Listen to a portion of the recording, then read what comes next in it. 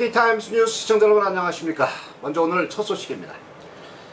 연방정부가 외국인 범죄자를 신속하게 국외로 추방하기 위한 법안을 상정했습니다.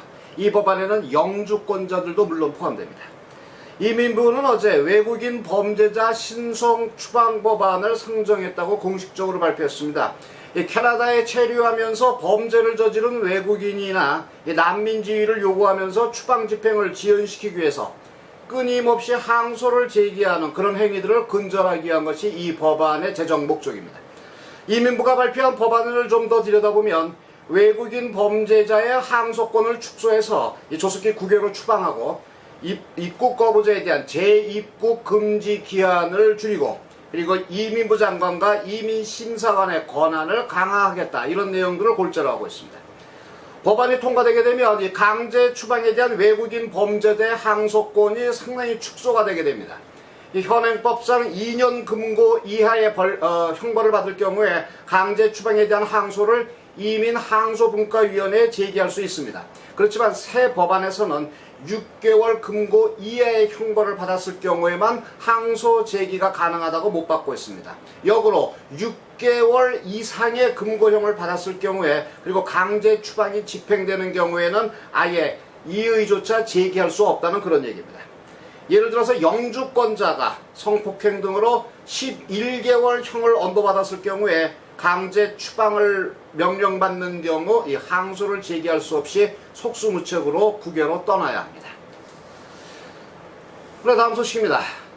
연방정부가 어제 국가적 난제로 자리잡고 있는 가계부채 조정과 그리고 주택시장 안정화를 위해서 몰기지 관련 규정을 대폭 강화하고 나섰습니다.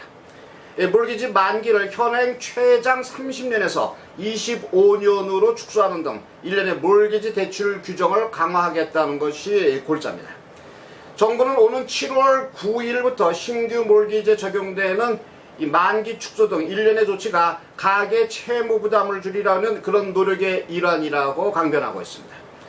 정부의 계획대로라면 캐나다 전체 가계 부채는 일단 감소할 수 있겠지만 대신 집을 사거나 또는 대출을 통해서 여유 자금을 마련하려는 사람들은 상당한 어려움을 겪게 될 그런 전망입니다.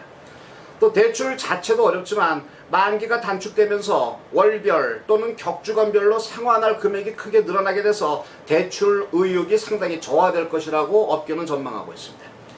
예를 들어서 금리 5%에 35만 달러를 현행대로 30년 갚아나갈 때 매월 내야 하는 금액은 약 1,868달러 안팎이지만 다음 달 9일부터 25년으로 만기일이 줄어들게 되면 이 불입금은 2,036달러로 껑충 뛰게 됩니다.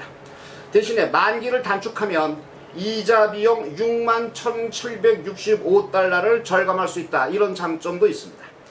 주택 재융자 한도도 주택 가치의 85%를 대출해 준 것을 80%로 대폭 낮췄습니다. 정부는 이번 조치와 함께 최대 채무 한도율도 현행 44%에서 40%로 크게 낮췄습니다. 다음 소식입니다. 국내 청년층의 겁없는 이 신용카드 결제에 대한 은행권이 경종을 울리고 나섰습니다. 젊은이들이 신용카드를 마구 남발해서 사용하고 있다는 그런 얘기입니다. 최근에 TD트러스트가 발표한 신용카드 사용 경고 내용 등을 요약하면 이 마구잡이로 카드 결제를 하지 말고 얼마나 썼는지, 잘 정리가 됐는지, 제때 갖고 있는지를 점검해야 할 필요가 있다고 강조하고 있습니다. 18살부터 34살 사이의 젊은 층들을 대상으로 설문한 결과 이 중에 2명 중 1명, 즉 51% 정도가 신용카드 청구 금액을 전액 갚지 않는 그런 경향이 있습니다. 40%는 소위 월 최소 상환액, 미니멈 페이먼트로 연연하고 있는 것으로 나타났습니다. 이 두 종류 다 높은 금리를 부담하는 위험한 행동으로 은행권은 지적하고 있습니다. 조사 결과 또 4명 중에 1명은 아예 상환 날짜를 넘겨서 이 복리 이자를 붓는 그런 불리함도 감소하고 있는 것으로 드러나고 있습니다. 2,000달러를 연금리 19.99%의 신용카드로 사용하고 매월 최소 상환액만 갚아나가면 총 상환에는 장장 7년이 걸리게 되고 4,000달러가 넘는 그런 이자를 지불해야 합니다. 다음 소식입니다. 캐나다의 수술 대기 시간 장기화로 인해서 이 손실액을 돈으로 환산하면 약 10억 달러가 넘을 것이라는 주장이 제기됐습니다. 보수 성향의 싱크탱크인 프레이저 연구소가 어제 이 보고서를 통해서 지난해 캐나다의 평균 수술 대기 시간은 9.5주, 약 2개월 정도로 9.3주 전년보다 조금 늘어났다고 밝혀주고 있습니다. 그래서 이것으로 인해서 발생하고 있는 경제적 손실을 이 돈으로 환산한다면 10억 8천만 달러에 이르고 있다고 주장했습니다. 프레이저 연구소가 제시한 손실액은 지난해 발생한 수술 대기 환자 94만 1321명의 대기 시간에 주평균 근로소득 1144달러를 대입해서 계산한 산출 근거입니다. 여기서 정의한 이 수술 대기 시간이라는 것은 전문의의 예약에서부터 치료를 받기까지에 걸리는 모든 시간을 총합합니다.